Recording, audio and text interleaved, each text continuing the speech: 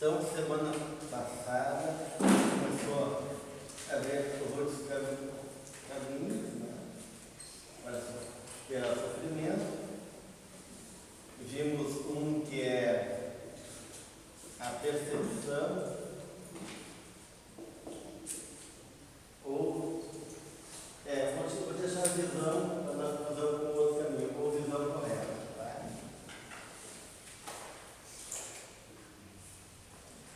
E o próximo é a intenção correta. Em algumas traduções, chama de pensamento correto.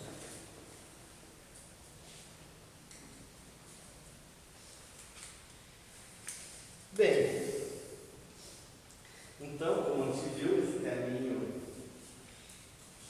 dos oito temos que superar o sofrimento, começa com a percepção correta, que a gente trabalhou semana passada, mas não basta apenas perceber a realidade como ela é. Não basta poder focar nossa atenção e estar no presente e ela estando verdadeiramente com a realidade em cada contexto que ela se apresenta. É importante também pensar corretamente. No budismo, essa intenção correta envolve toda a questão da inofensividade, o trabalho para não violência, para evitar agressividade, né? Então, a renúncia desse ego desejoso e agressivo, né? De uma intenção que não seja, né, essa agressiva. Então, ser inofensivo, saber então denunciar, mas a Joana de Ângeles e algumas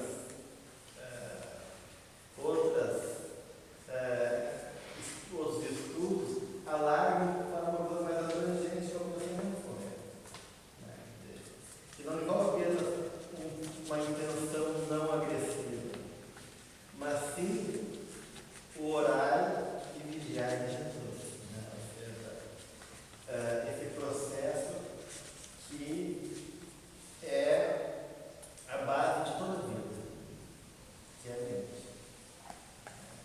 Pensamento, a gente sabe que ele é uma força viva, né? Quando a gente pensa, a gente está agregando forma, conteúdo, direção, ou seja, valor, intencionalidade, né? Então, o pensamento é uma dinâmica, é uma força. Então, quando tu pensa, tu está movimentando energias, tu está dando vida a uma realidade. E tu está, então, gerando, a partir dessa dinâmica, dessa vida, consequências, né? E essa dinâmica, na medida que ela é alimentada por nós, ela se torna cada vez mais concreta. Então, toda a realidade da vida material, como nos ensinam os espíritos, e já nos ensinava Platão, tá? Começa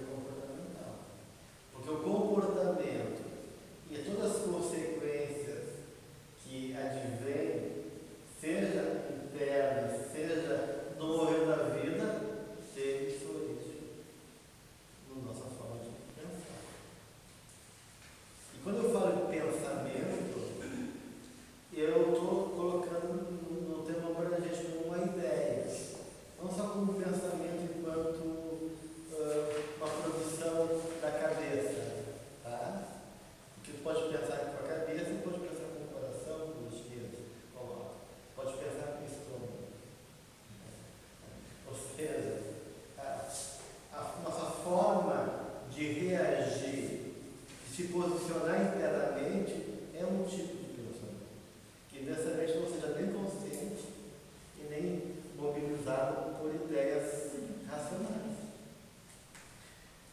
Vamos pegar um exemplo. Se eu tenho uma postura derrotista frente à vida, né, eu não preciso nem pensar em derrota, formalmente. Né? Se eu tenho uma postura derrotista, toda vez que apresento um desafio, um convite, um conflito, eu vivo de maneira derrotista, é porque eu imagino a minha vida, fantasia a minha realidade e penso, então, de maneira derrotista. Então o pensamento está imbuído na minha postura. Eu estou me posicionando, eu vou me posicionar dessa maneira, eu estou reforçando essa atitude mental, ter a imagem que eu sou um derrotista. Ela é sempre anterior a tudo. Ela é a base de tudo, né? A mente. Então, e não quer dizer que seja consciente. Eu posso estar pensando e vivendo essa fantasia sem me dar conta. Então, o pensar necessariamente não seja uma forma racional e concreta enquanto uma ideia formulada pelo meu ego. Ele já está em mim. É porque eu sou o pensamento. Eu sou esse jeito de me imaginar. Se eu imagino uma pessoa, por exemplo, devedora, eu vou agir como devedora. Se eu me imagino uma pessoa egoísta, que acha que tudo tem que ser para mim, eu vou agir de maneira a ela. Então isso é um pensamento. Então, o comportamento nada mais é do que expressão de como eu fantasio e imagino a minha realidade, a mim mesmo e o mundo. E tendo consciência disso, é possível mudar. Sim, daí é o pensar correto. É o trabalho fundamental. Por isso que o processo é orar e vigiar. E vigiar é um trabalho constante. Não?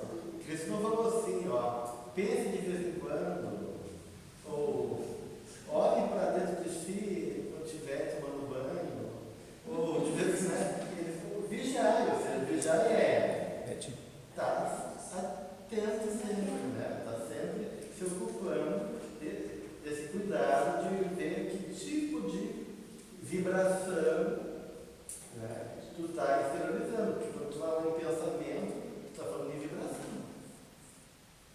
Está vibrando, está gerando vida. Então é óbvio, tanto é que muitas vezes a nossa alma, por a gente não ter consciência da nossa tela mental, nossas vibrações, ela tem de falar de uma outra maneira. Por exemplo, pelo corpo. Né? Então, e é uma forma de gritar para a gente. Né?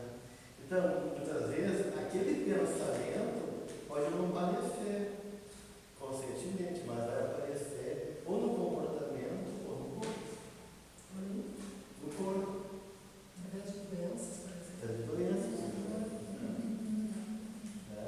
Eu estou com medo, mas não tenho consciência que estou com medo. Né? Mas eu estou com medo, estou vibrando nessa faixa do medo. Deus tem uma dor de barriga. Né? Então, na verdade, o medo está ali. Mesmo que eu não pense nele, mesmo que eu não me preocupe dele, ele está ali. E de uma maneira eu vou estabilizar isso através daquela somatização. Então, todo o processo da nossa atitude, da nossa forma de reagir perante a vida, da nossa forma de se posicionar, da forma como a gente enxerga o mundo, percebe a realidade, se relaciona com esse mundo, está por trás de uma forma de pensamento. E antes do pensamento, o que vem? Qual é o motor do pensamento? Para iniciar, por exemplo, algumas práticas de meditação dizem que tem que esvaziar o pensamento, né? Mas o que move um pensamento? Né? Antes do pensamento, o que acontece? O pensamento, na verdade, ele é uma síntese dessa dinâmica do espírito. Né? O espírito, assim, o pensamento é a estabelecimentos das forças do espírito. Né? Aí entra a vontade, né? O desejo, as emoções e o sentimento, e o pensamento medido, as formas mentais. Então, na medida que eu estou, isso a gente chama de subjetividade. Subjetividade. Que o ser humano não seja subjetivo. Ou seja, eu dou para a vida uma realidade subjetiva. Então, essa cadeira pode ser confortável ou desconfortável, ela pode ser prática, porque de plástico é leve, pode não ser prática. Então, ela tem certos elementos objetivos, né? Que é a qualidade dela, a consistência, a praticidade, né? Mas a minha relação com ela passa muito mais por critérios subjetivos do que objetivos. Por exemplo, ela é uma cadeira da minha avó, então para mim é uma cadeira simpática, que leva a minha avó. Ou essa cadeira, ela me passa algum tipo de segurança, né? Eu me sinto acolhido por ela, né? Ou ela me desconfortável, esse desconforto lembra uma frustração minha, me incômodo, eu fico com raiva da cadeira, quando a cadeira está tudo bonito, né? Mas por que eu tenho que errar? Eu fico mais mal-humorado, né, com as pessoas, por causa do desconforto físico, e eu estou ocupando a cadeira, e de repente um monte de coisa minha mal resolvida que está vindo pela. Então, isso tudo é subjetividade. Então, o espírito vai ter que lidar com referências que é da vida e que ele tem, carrega dentro dele, e organizar isso de uma maneira. Ou seja, na verdade, a vida sempre é um espelho de nós mesmos. E na medida que eu trabalho com valores, com desejos, né, com emoções dão, que os sentimentos dão a força da ideia, do pensamento. O pensamento dá a forma, né? A vontade dá um impulso, a direção, e o sentimento dá a força. Por favor, repete. O pensamento da forma. O pensamento dá a forma, a vontade dá a direção, né? E o sentimento dá a força. Então, na verdade, tudo isso está, quando a gente fala em pensamento, na verdade, a dia mental, tudo isso está presente. Mas se ele é a expressão do espírito, então a pessoa basta estar viva aqui para já estar pensando constantemente, sem cessar. Nunca paramos de pensar. Tá, então se a origem dele está na minha forma espiritual, no eu espírito, então a coisa não começa no pensamento. Sim, o pensamento é a forma que eu tenho visibilidade de mim mesmo. O pensamento é uma visibilidade de uma realidade minha. Tá? Agora, claro, o que impulsiona o pensamento são todas essas forças do espírito. Né? Por exemplo, vamos pensar assim, meu filho tem que ser mais esforçado nos estudos, né? Um deles. Os outros estão tudo bem, mas ele precisa de mais compromisso, né? Ele diz, eu sei, pai, né? Eu quero estudar melhor. Eu sinto que ele compreende, né? A forma, eu vou, mas eu não vejo vontade nem convicção emocional, né? Que aquilo tem um valor emocional para ele, né? Na verdade, não, eu posso pensar numa coisa e aquilo me dê força. Então, realmente, o que envolve o pensamento são esses vetores, essas forças espirituais, que eu agrego e subjetivamente vou dando realidade, né, à minha vida. Né? É óbvio, né, que existem mecanismos transpessoais Então, aqui, que a gente já viu aqui, lembra que eu falei que o arquétipo é uma força que passa por mim, né? Que está em mim, mas não é determinada por mim. Então, existem forças ordenadoras também, que estão também mobilizando, né, processos internos e gerando essa dinâmica.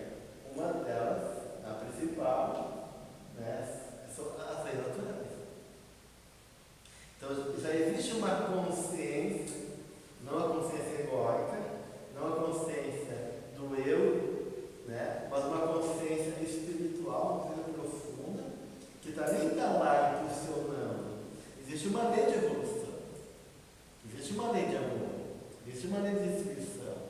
Então, essas leis são um imprimo em tudo, né? Ela é um padrão universal da qual eu não posso fugir. E existe também uma centelha divina, a marca de Deus, uma força criativa. Então, meu espírito está também sempre trazendo novas possibilidades para o meu ser, por uma força criativa que vem dessa presença divina. Então, tudo isso é um bojo, né, um substrato legal para eu poder me situar e começar a me movimentar. Aí eu estou usando minhas próprias forças, né? Enquanto minhas forças anímicas, para organizar esse pensamento. Claro que esse pensamento, do ponto de vista de um pensamento contínuo, ele começa e me torna um espírito. Né? Sai da fase animal, né? E a fase animal me continua. E daí eu digo, eu sou expulso para isso e tomo consciência que eu existo. Como a criança, né? Que no primeiro momento ela tem consciência da realidade. Depois você reconhece o pai, reconhece a mãe, você reconhece o mundo, né? Mas ela não tem consciência dela. O cachorro não tem consciência dele, tem consciência do dono, que ela tem ração, mas não tem consciência dele. Daí chega um momento que ela começa a ter uma consciência parcial dela mesma. Tanto bebê, até que tem uma consciência ainda não integrada. Quando ele diz, o Joãozinho quer mamar. Dá mamar para o Joãozinho?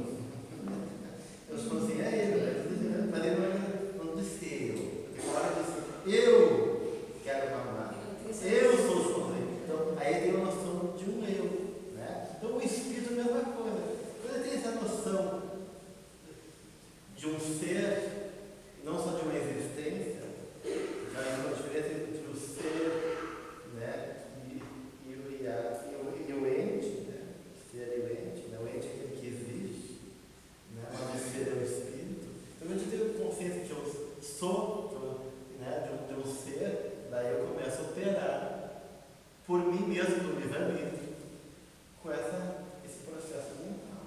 Bem a independência, bem a liberdade. E a relação entre o raciocínio e o pensamento, por exemplo, pessoas que não têm o domínio, não têm a razão, né, são pessoas irracionais, pessoas doentes, né, que não têm o domínio da razão, elas pensam bem? Então, qual é a relação que tem entre pensamento e raciocínio? Porque assim, ó, uma pessoa, vamos pensar assim, isso depende do ego. Quem organiza isso é o ego, né? Se eu estou fragilizado emocionalmente, ou fisicamente, ou se eu bebi demais, todas são situações que estão num perigo muito paralisador. O ego sai de cena. Há momentos que o ego sai de cena, que tu ajuda, não sabe como. Né? E aí, meus pensamentos estão vindo de maneira desorganizada. Então, se eu estou emocionalmente atrapalhado, né? Vamos pensar também no Alzheimer. Né? Uma pessoa fica num processo de diarreia mental e não consegue distinguir, se lignar. Então, quem faz isso é o ego. Então, Quem organiza? é o ego. Então, ela tá pensando, mas o ego mas não está organizado. Organizar no tempo e no espaço, na coerência. Lembra que a gente falou do ego, da ideia de continuidade, de temporalidade, de unidade, tudo isso é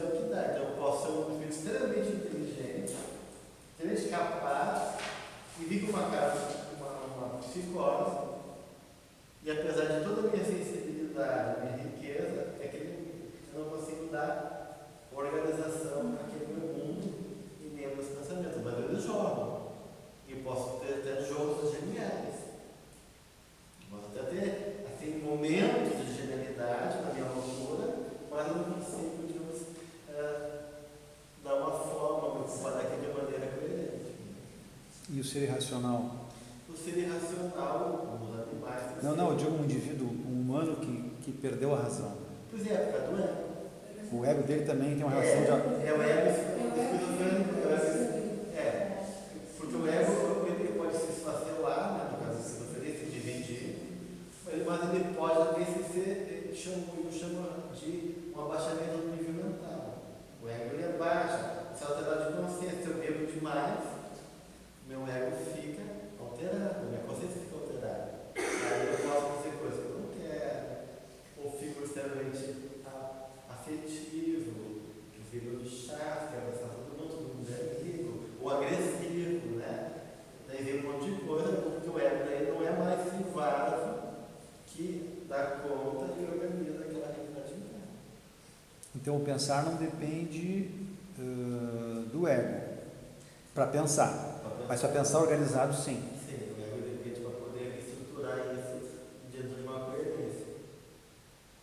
Consequentemente, para raciocinar, não tem como tu raciocinar sem pensar organizadamente, né? Daí sim, e aí depende não só do ego, depende da inteligência da pessoa. Quanto mais inteligente for o espírito, porque o conceito de espírito são seres inteligentes que povoam o universo.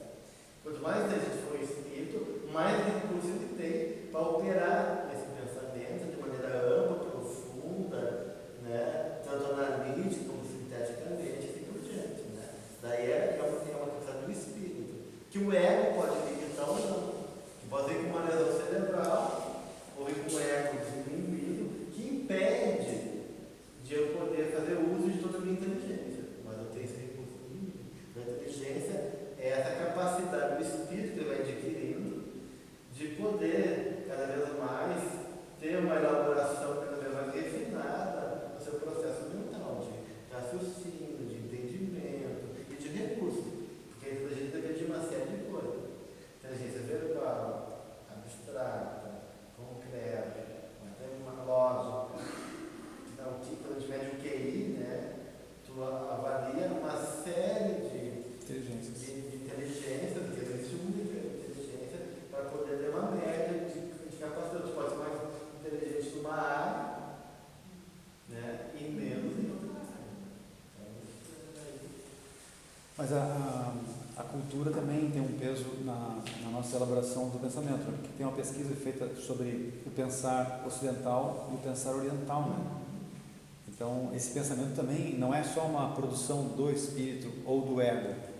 Porque o ego são estilos de pensamento daí, né?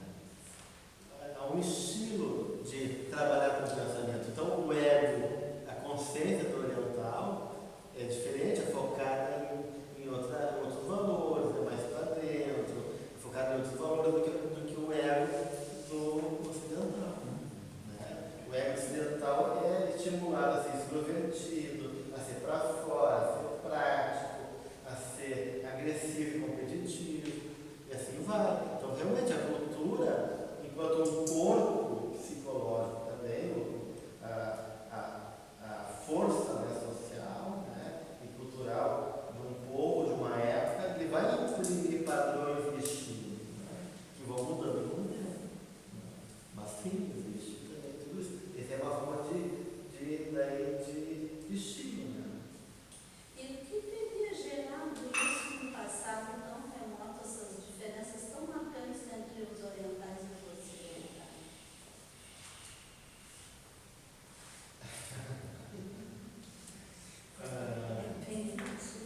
Pois é, o que vai diferenciar a questão do gênero, né? O que é a mulher, onde que vem essa questão da mulher que ser cândida, acolhedora, né? Mais reflexiva, mais imaginativa do que o homem que é. Então, de onde que vem isso? É difícil de dizer, né? Mas eu vejo assim, ó, quando começa um processo civilizatório, no caso da Terra, né, existem forças organizadoras que vêm do planeta, sabe disso? Né? E essas forças vão imprimir certos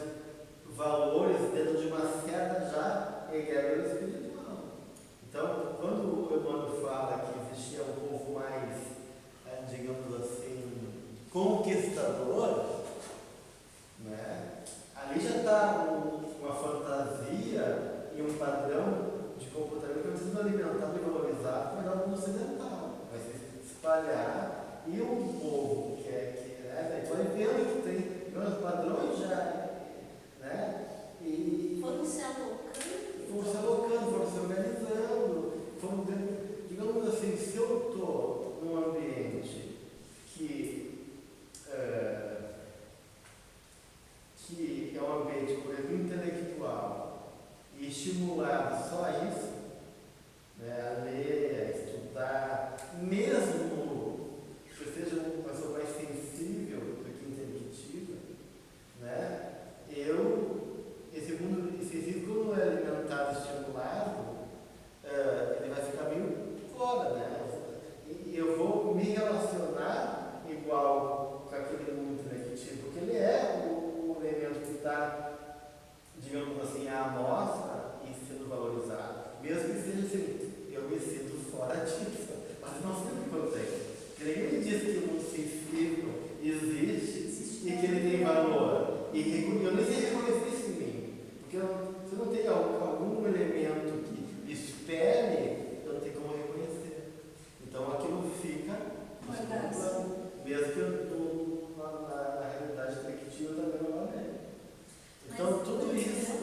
Isso aí também significa a gente levar a pensar que as migrações de reencarnação entre o Oriente, espíritos do Oriente e espíritos do Ocidente são raras de existir. Então, Não, existem movimentos coletivos que favorecem a migração justamente para ver para criar um processo de integração. de trocas, né? Agora, claro, por exemplo, isso tem a ver também com padrões que é dado geneticamente. Quando o Emmanuel coloca que o Brasil foi feito pelo sentimentalismo do português, a ingenuidade, a pureza do índio e do negro, né? Essa combinação psíquica que está impregnada na raça, que tudo é psíquico, deu uma condição especial que é um tipo mediúnico, próprio daquilo que ele desenvolveu, ou seja, né? Então, tu está vendo que existem qualidades psíquicas que transparecem também na cultura e nos padrões sociais. E o processo reencarnatório perpetua tudo isso. Perpetua isso, mas essa combinação genética favorece imprimir melhor na gente essas qualidades, enquanto uma capacidade orgânica, não uma qualidade espiritual. Né? Mas se eu sou evoluída e tenho uma missão para fazer lá no Oriente, mesmo que eu seja do Ocidente, eu vou reencarnar lá. Claro, e quanto mais o espírito for evoluído, menos condicionado ele está ao corpo e às coisas culturais. Então, tem pessoas que conseguem romper isso. Vai lá, reencarna e já não quer isso daqui. Não é isso. E banca isso. Não só rompe, e banca isso. Né? Aí é porque ele tem condição de bancar. Sabe que aí eu tive a são pessoas que rompem realmente isoladamente com todo o contexto, que tem uma coragem extraordinária, que não é só, que é uma coisa muito mais espiritual, propriamente, de mera coragem. Bota a cultura na realidade. Então quando a gente fala do paradigma, a gente está falando de uma crença cultural, não só de uma histórica, né? De uma fantasia que a gente faz do mundo, da realidade de fora e do mundo. Né? Até que tem pessoas que rompem, como você mostra, né? Mas para romper isso tem que ter. E só essas pessoas, ou pequenos grupos que fazem a ruptura, que conseguem provocar transformação. Sim, são minorias criativas que reencarnam aqui e ali e vão conseguindo cada vez, que vão ser entendidas muitas vezes na outra geração. Na geração. Geralmente aquilo não vai ser assimilado. Bem, então. Terceiro caminho. Não, segundo caminho. Então, a gente tem que realmente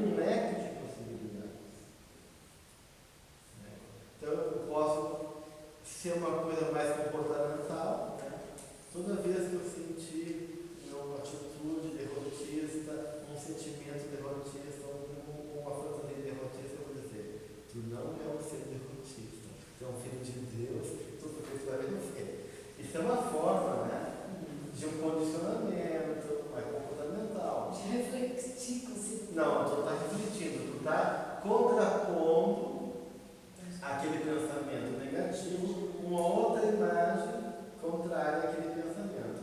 Eu não sou um cara derrotista, sou filho de Deus e sou feito para vencer. Estou afirmando, né? Me empoderando de um outro estado mental que não seja do O famoso pensamento positivo. né? Mas eu posso ter um processo mais reflexivo. Por que eu me coloco de maneira reflexiva? Aonde que isso acontece? O que está em jogo aí? Começar Por quê? Por que isso? refletir, né? Tem sentido fazer assim, né? O que está, né? E vai entender já a dinâmica do teu pensamento, não só a forma, enquanto vai procurar uma forma positiva, mas ele está refletindo isso, né? Daí tu pode entender também emoções que estão trazendo. Eu disse porque, na verdade, eu não acredito em mim, porque meu pai nunca me valorizou e eu acho que eu não mereço. Porque as pessoas derrotistas é por um sentimento de desmerecimento. Então, não é só, eu vou trabalhar também isso, entendeu? Então, e vou cuidar não só do seu derrotista, mas do sentimento do desmerecimento. Né? Então, quando a gente fala trabalhar o pensamento, isso engloba tudo isso e várias possibilidades. Né?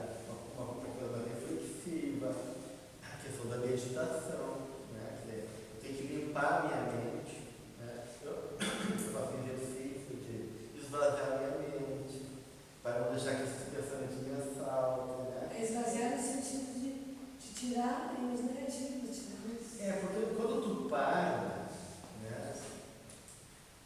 Quando tu para e tenta silenciar a mente, porque a gente vê que a mente tem vários níveis. Vários níveis. não é de uma hora para outra. Tem níveis. Nesse momento, esse nível consciente, e porque eu tenho ego, eu consigo imprimir e focar na tarefa que eu estou realizando aqui, que é me ocupar de um tema na proposta do curso da Joana de Ângela. Mas nesse momento, tem questões que estão passando pela minha mente, pensamentos outros, preocupações. De repente eu estou com um filho doente, de repente eu tenho um encontro depois que eu estou ansioso por esse encontro, ou tenho que dar um telefonema, né? E isso está lá. Está lá. E entra sem eu querer. Oi? Sem a gente querer estar entrando. Às vezes vai entrando de jeito. Eu vou na casa espírita, tentar rezar, e o que menos eu consigo é rezar porque os pensamentos me invadem. Então quando eu esvaziei minha mente, nós vamos meditar agora, eu desfoquei da tarefa e parei. Mas quando desfocar, não quer dizer que eu apazeguei minha mente. E começa a vir. Não telefone me mandar, o filho está doente, começa na farmácia, aí já me lembra outra coisa quando vê, ou uma preocupação, ou uma fantasia que está lá escondida, ou um desejo, ou um medo. Aí vem, né? A latrina abre e vem todos os vapores, né? Daquele mundo guardado. Por isso que a meditação é um processo de disciplina mental. Então, na verdade, o pensar correto é mais simples. Então, daí eu vou, como é que a gente trabalha na meditação zen, ou na mindfulness, a atenção concentrada, não dar bola para os pensamentos, não valorizar, não vai brigar contra eles. Então, minha proposta é imaginar uma mandala, uma luz, uma figura de Jesus. Daí dura 10 segundos. Daí vem um pensamento que vem. Jesus já se transformou na evidente, já se transformou numa praia, ou nas contas que tem que pagar no imposto de renda que está perto de praia, já se transformou em qualquer coisa menos Jesus. Tá? Tudo bem, mas meu foco é no Jesus. Então não fico brigando com esse pensamento e nem me deixando levar por ele. A proposta é nem brigar, nem se deixar levar, nem ficar viajando, sendo arrastado pela fantasia, nem brigando contra ela. Porque se tu está brigando com ela, tu está dando força para ela. Tu tenta voltar a Jesus.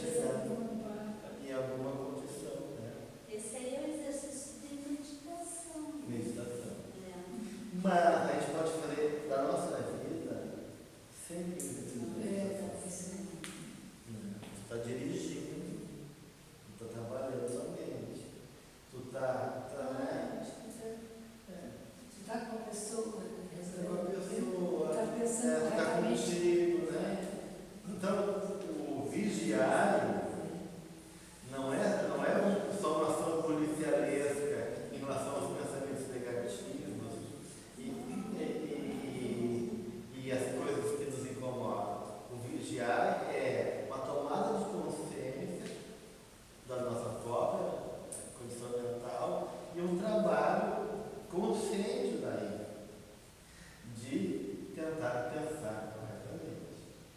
Mas o que dá força isso aí mesmo é o sentimento, o amor.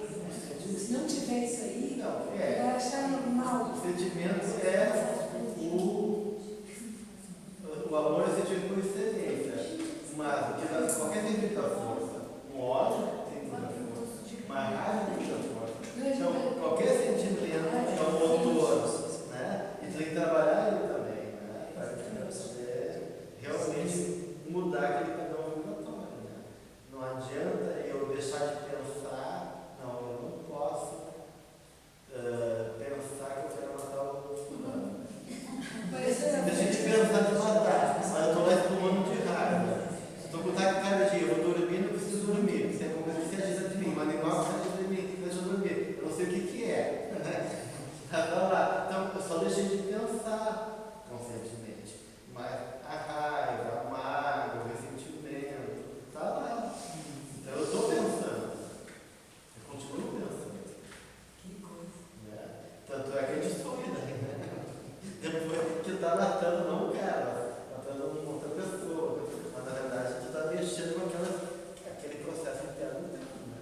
Ou então um gatilho aciona. O gatilho aciona e aquilo que parece ficar guardado. Parece que estava esquecido, 20 anos depois volta. Ou volta como o Divaldo teve, né? Um problema cardíaco. Que a Joana explicou que o problema cardíaco que ele tinha era de uma mágoa no início da sua mediunidade. Que quando ele começou a mediunidade, uma pessoa destruiu, né, a imagem dele, e ele ficou muito chateado, que estava com toda boa intenção, foi mal compreendido, e ficou com aquele ressentimento que ele esqueceu, mas não evaporou. Daí depois, 20 anos depois, ele estava com uma cardiopatia, e ela falou, você é daquela água, aquilo que o André chama de zona de remorso. Não sei se você lembra, essa passagem é um pai de família que tem uma amante e vai se encontrar com a amante, feliz, faceiro, e tem um momento paradisíaco, de felicidade. Quando ele chega em casa, a mulher e os filhos estão com a maior carinho terrível. E aquilo dá um choque dentro dele. Ele se confronta em toda aquela energia que ele botou lá, que ele não está botando ali.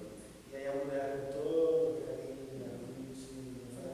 E aquilo, então, mesmo que ele tenta esquecer, vai ter uma zona de remorso no centro cardíaco dele.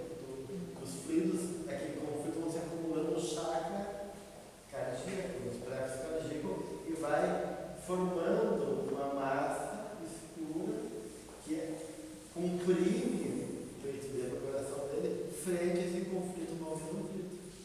Então, mesmo que ele deixe de pensar, ele está em conflito, tá? E aí isso gera uma tensão, e gera um processo, então isso vai formando essa zona de remorso que vai, começa no pensamento, que vai se manifestar no corpo físico. Você somatiza. Então, todo o processo da vida física, toda a vida material começou com uma fantasia. A Terra é uma fantasia do Cristo, dos arquitetos siderais que fizeram esse planeta maravilhoso para a gente habitar, mas é uma fantasia. Tudo é uma grande fantasia, só que concreta, né? Que começou a gente pensando.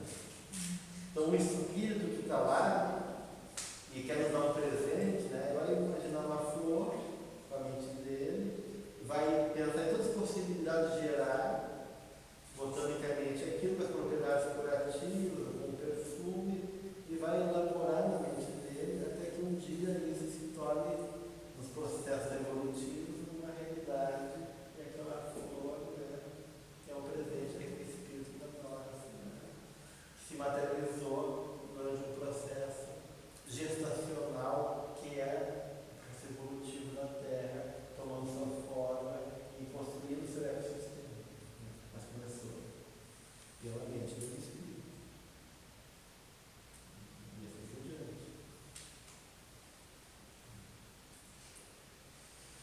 Então, o pensar correto é fundamental. Então, de poder realmente estar atento e exercitar esse pensamento correto também em vibrações de amor, na prece. Também é uma forma de exercitar o pensamento correto. Né? Em vez de eu, né, uma pessoa cai na calçada, em vez de eu rir, né? Ou ficar que torcer a mim, falando caindo, né? Não gosto dele. Não, pensar corretamente. Né? Fosse eu, que exercício básico de Cristo, se colocar no lugar do outro. Então, a forma de exercitar o pensamento correto é se colocar no lugar do outro. Então, se fosse eu que gostaria, não vou pensar corretamente, ele quer ajudar. Estou tendo a disposição de ir lá ajudar ele, mas eu posso não pensar uma maldade, não vibrar, e posso até ajudar eventualmente, fazendo uma prece, tudo isso. Então eu estou exercitando o meu pensamento. Daí a gente esquece o nosso ego. Esquece o nosso ego, porque todos os males da mundo estão no ego, no apego. O apego. No apego, né?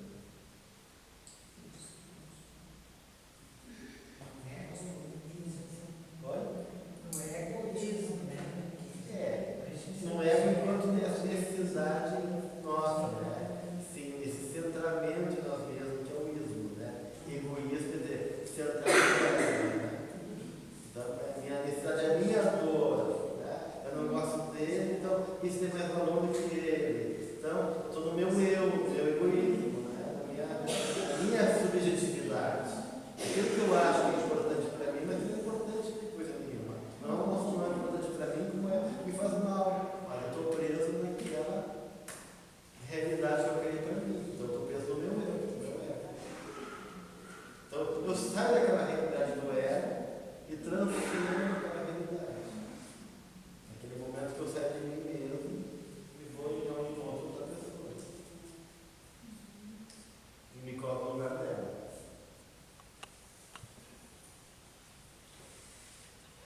Mais uma coisa de pensar correto que você tem que fazer. Então, terceiro caminho.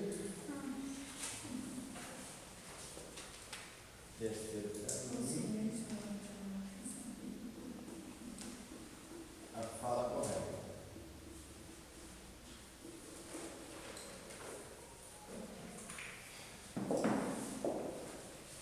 Não basta perceber corretamente, não basta pensar corretamente, a gente tem que expressar corretamente. Falar, começa falando. Eu agi corretamente, depois eu sou forma de expressão, mas começa a falar correto. E a fala, realmente, a linguagem é a força, uma das forças mais poderosas de expressão do nosso coração.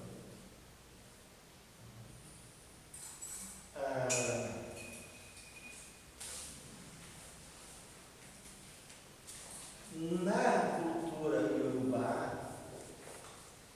o orixá que rege o pensamento e a fala é a Iemanjá. Ela é a senhora das águas de água salgada, a grande criadora da vida, né? É a grande mãe, mas é a mãe mental, porque é água salgada. O Oxum é água doce.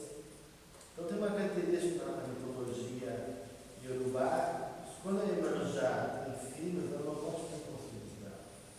Ela tem que dar para o Oxum.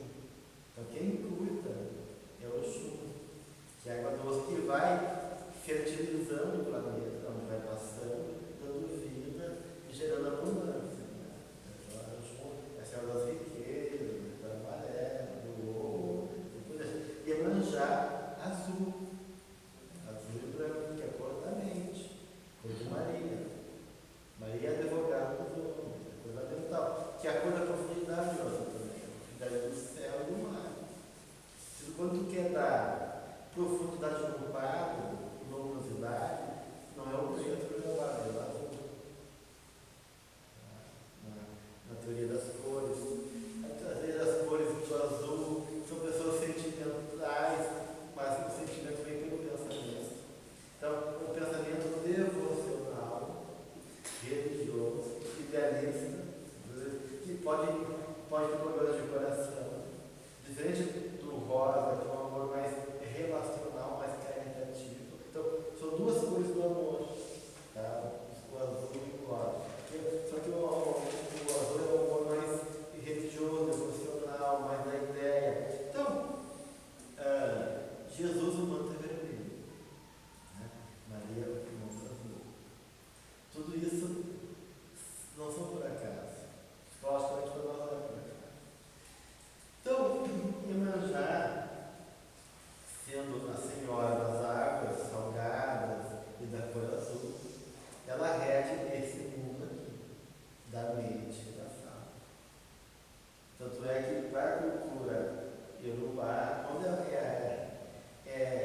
um ano regido por Iemanjá, tem que cuidar muito do que tu fala, o que tu pensa, o que tu fala.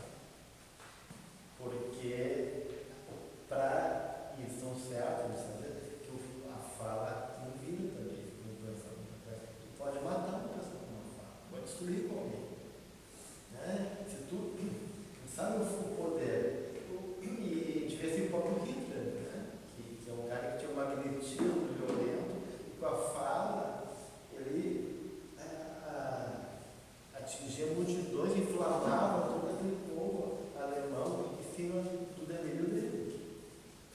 Então, de ver os políticos. Você sabe que eles estão mentindo, sabe que aquela história, mas tu vai lá e vota, porque dá um efeito de veracidade. Né? É um efeito da fala. E esse conteúdo seja verdadeiro. Mas eu dou um momento, por quê? Vocês são a minha vida, estou aqui por vocês, não é por falar em Porto, lá, que era por tudo, pelos esquemas, é por vocês, meu povo, não sei o quê, e porque eu prometo, porque eu rasgo minha camisa se não der, né? Então na hora do discurso, né, é uma coisa maravilhosa, e tem gente que se encanta, né? Um professor, quem das meninas que não foi apaixonado por seu professor? Os homens não é só professor, porque é o canto da fala, da oratória, né, de uma fala. Então, e está lá, na Gênesis, no começo, é o certo. Começo melhor. Então, o chakra laríngeo, que é o chakra da fala, é o chakra de poder. Então, na fala, está impregnado essa força de poder. Então, quando a gente está falando, a gente está dando vida também. Dando vida é uma realidade. A gente está julgando, a gente está fazendo uma coisa. Às vezes, uma fala é mais, dói mais do que uma. Diz isso até, né? Me atingiu no fim. Me tocou, né? Depois tu falou, né? Então, assim como tu pode levantar uma pessoa, tu pode também destruir uma pessoa. Difícil depois que tu dissesse, né? Levantar, né? Como essa pessoa dissesse. Então, essas coisas tem que cuidar. Então, a fala correta. Mas a fala é um elemento mais concreto do que o pensamento, porque o pensamento também pode destruir, né? Pode. Então, a fala é uma forma mais concreta de expressar o pensamento. Até quando escreveu ali, eu achei que fala fosse a síntese de todas as formas de expressão, e não apenas a voz. Mas estou dizendo que fala é fala mesmo, não é expressão corporal, gestual, que eu posso também... Sim, tu fala não só com uma voz, né? Aqui no budismo, eles entendem a fala correta como aqui diz, fala de forma verdadeira e não agressiva. Então é bem específico na fala. Quando tu falar com a pessoa, tu falar de maneira verdadeira e não agressiva. Não agressiva. então não tá condicionando a voz, né? Senão até o deficiente, o mudo também pode falar Sim. de forma agressiva, né? Na linguagem. Claro. Com certeza. Mas é mais questionando essa explicação, né, de como tu comunicas com ele, de maneira verdadeira e não agressiva. Agora, nós como espíritas, trabalhando isso, sabem que a fala tem vibrações. Então, tu pode ter uma fala mansa e manipuladora, sedutora, né, mal intencionada. E às vezes é melhor para falar ser mais rude na sua fala e ser mais honesto que aquele que tem uma fala mansa, dosificada, e quando vê ele. Então, na fala também tem estratégia do espírito e vibração do espírito. Né?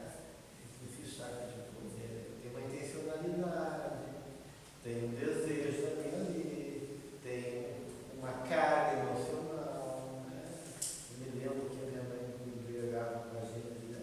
Porque eu vou me embora, porque eu vou comer. Vou, mãe, você é preocupada, né?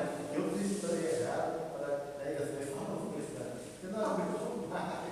Os dois, né, gêmeos, hiperativo. Eu entendo que ela poderia fazer isso, mas podia ter sido traumatizado também. Tem que cuidar do que fala. Tudo que é mãe, né? Acho que tudo que é mãe drama. Pois é, ela tem que cuidar do que fala, não é poderosa, né? A fala de mãe é, né? Praga de mãe é pior, as piores que tem, né? Então, Eu dizia, vocês estão me matando. É uma fala assim, olha fulano, vai acontecer tal coisa, não faça. Aí quando fulano faz, na hora diz assim, vixe.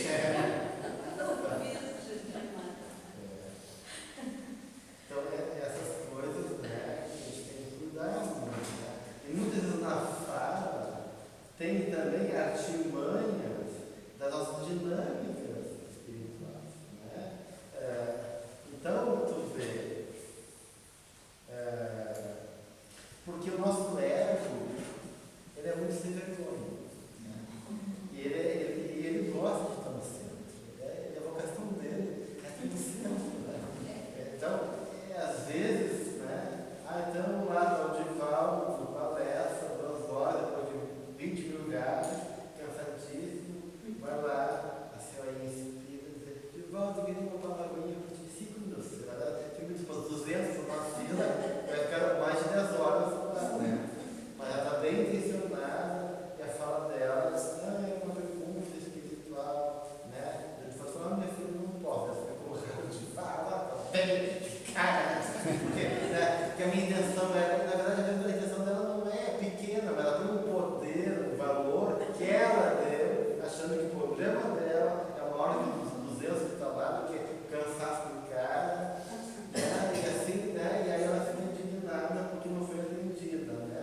Ou diz, mas a minha intenção dela era ter apenas a carência dela, de chamar atenção, e nada a ver com o conteúdo das aulas. Então, às vezes a gente se moca e cria subterfúgio para botar lá. Né?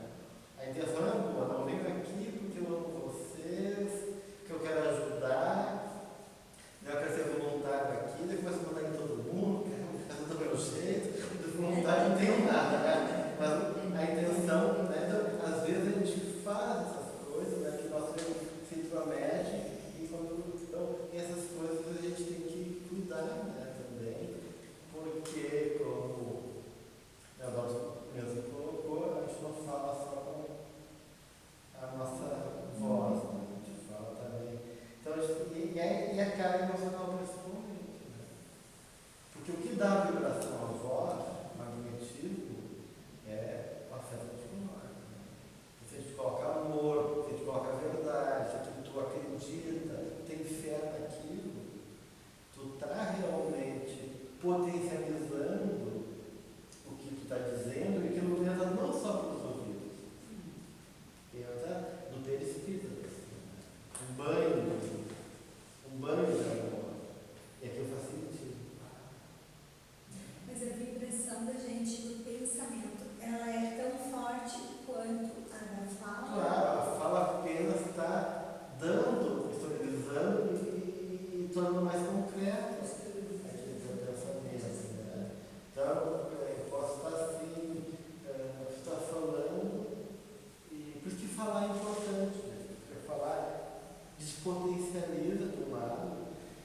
assim, não posso ficar nervoso.